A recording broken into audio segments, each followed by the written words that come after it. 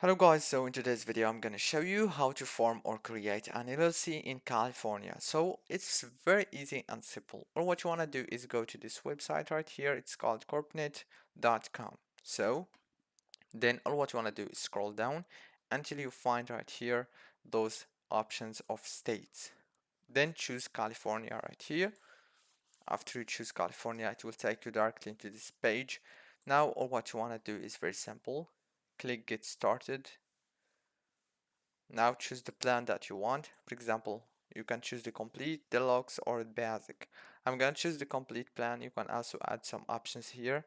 You can add some options. It's also gonna get you more fees as you can see, but if you need something here, just check it. Now click continue.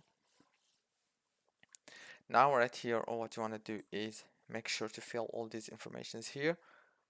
After you fill the information, click go to payment and you will pay this amount right here. It's very easy as you can see, and I hope this video was helpful for you. Don't forget to like, subscribe, and hope you the best in your business.